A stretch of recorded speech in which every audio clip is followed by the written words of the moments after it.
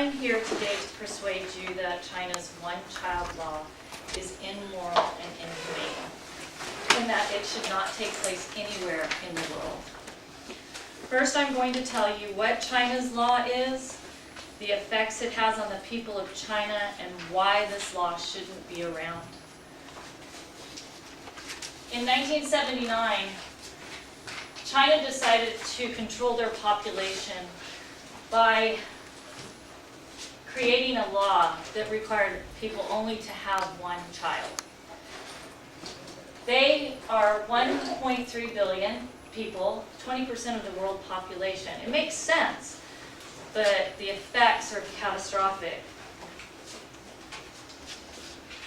From www.societybirdie.com, I want you to think about this story. You're 6 years old, you're at school, and you have a happy life with your mom and dad.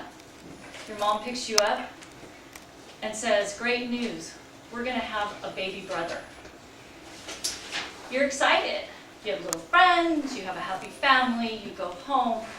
Your dad comes home from a long day, 14-hour day at a factory, and informs your mom that he's been laid off, and because of financial pressures and the fines implemented for a second child in a family, you're going to be sent off to an orphanage. That's the way it is in China. So I want you to look at that while I explain to you the effects that this law has.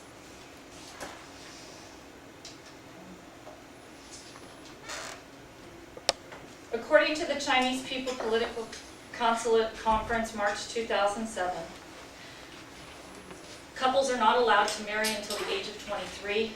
They go through rigorous testing to make sure that there are no disabilities, mental retardation, physical disabilities. We're ranging from dyslexia to schizophrenia. If that comes up in either one of the people being married, you are not allowed by law to marry.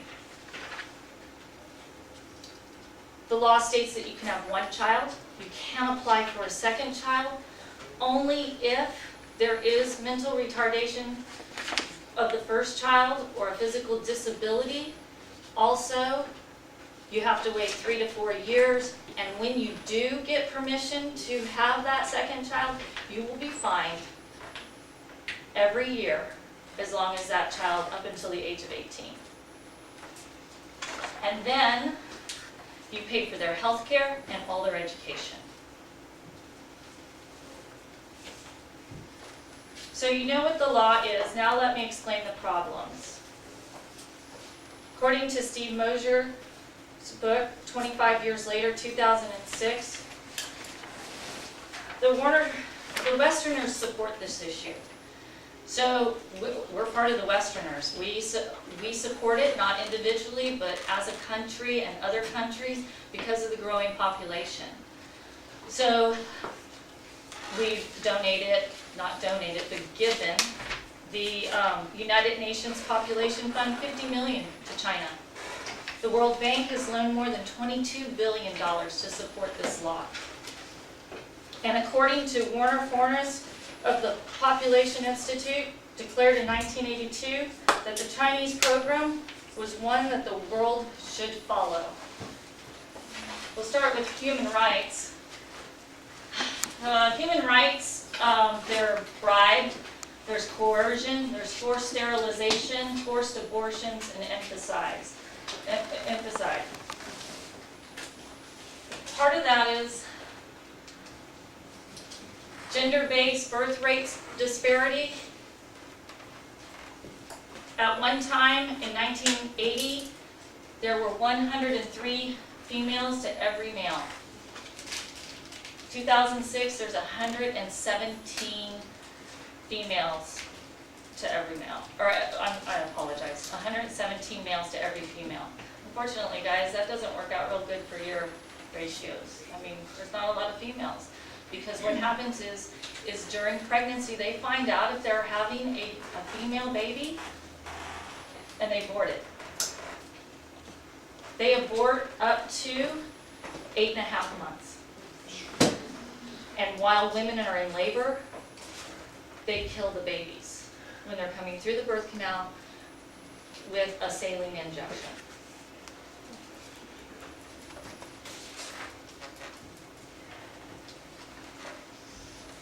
Not only do they have a problem with forced sterilization and,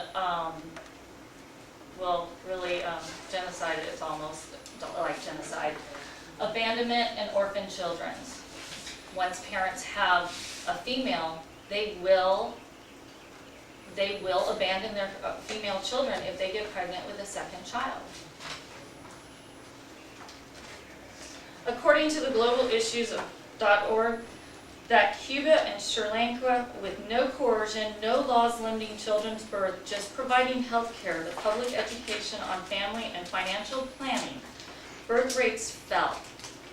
In fact, in 1979, the birth rate for China was lower than what the birth rate has been for the last 30 years. So, with a campaign effort to promote smaller families, incentives for smaller families, this could make a difference about the atrocities that are happening in China. And the problem is that this atrocity could happen anywhere around the world because we support it. We let it happen. So if we allow this to just keep existing in another country, a country with 20% of the population of the world, it's going to come here. Our population is going to grow. It's going to be an issue for our economy. It's already an issue for many economies around the world. So, what we need to do is start talking about it. We need these stories of abandonment and sterilization and abortion. We need those to come to the forefront. We need to talk about it so that when our government starts suggesting population control, or any other government starts suggesting it, that we can take action and be informed. Thank you.